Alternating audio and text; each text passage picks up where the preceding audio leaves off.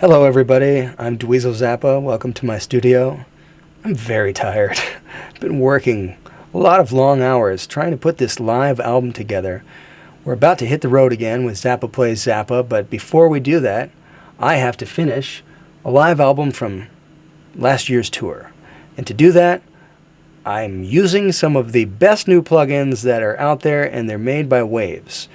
What it is, it's the Studio Classics bundle, and it has Neve, API, and SSL, channel strips, compressors, EQs.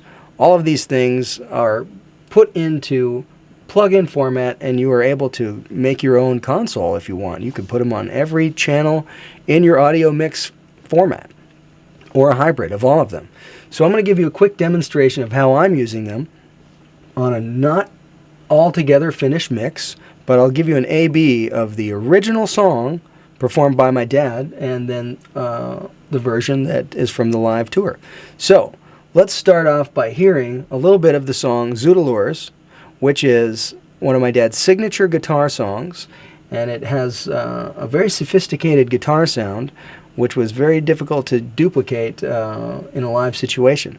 So let's listen to that, and then we'll start talking about what I'm doing to create the overall mix of the whole track. So here is the reference of the original, Zoodalours from 1976.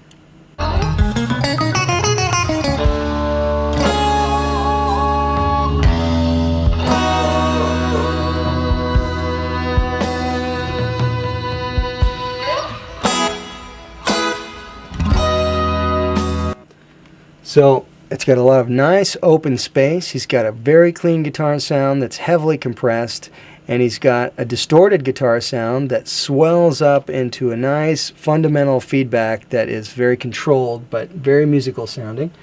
And the challenge obviously is playing the song, but my next challenge is making it sound suitable for a fixed object recording that you can listen to for a long time and be satisfied with.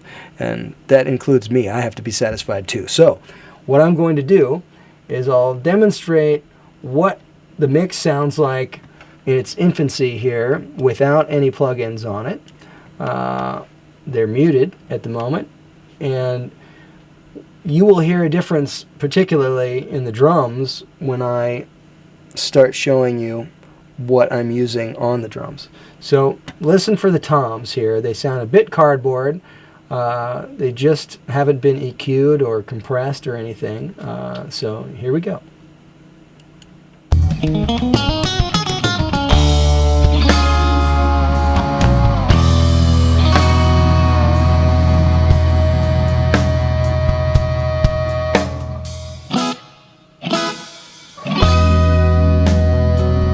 All right, so what you heard there is the same piece that I referenced from the original, but this is from a live recording, and the toms haven't been treated as of yet. I'm going to put on all of the plugins so you can hear the difference right now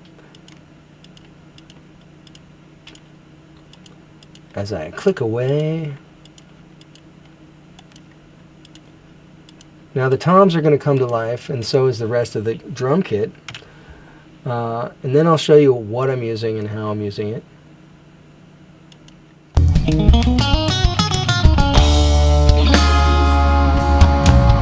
In particular, right there where that tom fill is, listen to the toms.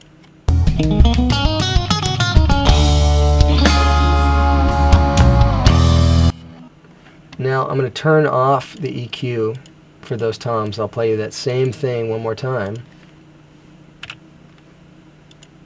There's a big difference. Here, you can listen to it one more time just for fun because it sounds great. Alright, so let's solo up the toms because you can hear such a pronounced difference. Here's what they sound like without the processing. They're just toms. Now, through the magic of the SSL channel strip, which I've put on all the tom tracks, this is what it looks like. You have gating, you have EQ for the highs, the mids, the low frequencies, you have shelving, you have filtering, you have all the things that you would have on an SSL console, and it's right here in a plug-in format, and here's what it does. I'm going to unmute them on all of the toms, and you can hear them come to life.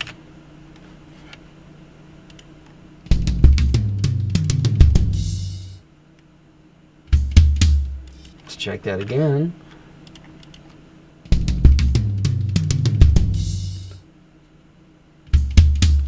Much better that way than like this. Ready for the cardboard, ladies and gentlemen? Here it is.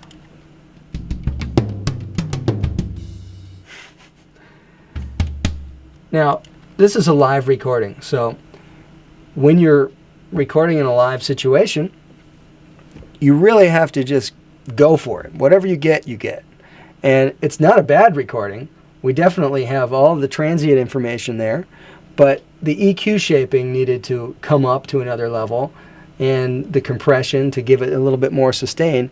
And that's what's so great about this whole channel strip. That's essentially the only thing that I've done to these tracks is use some EQ and some compression and gating from these channel strips. And you can already start off from factory presets that sound pretty good, and you have, you know, anything from a hi-hat to a floor tom to lead vocals, whatever you want. You can start with any of those presets and you can instantly have it sound more musical. So it's a really great way to mix a song. You have a great tool right there, and it instantly brings it to life.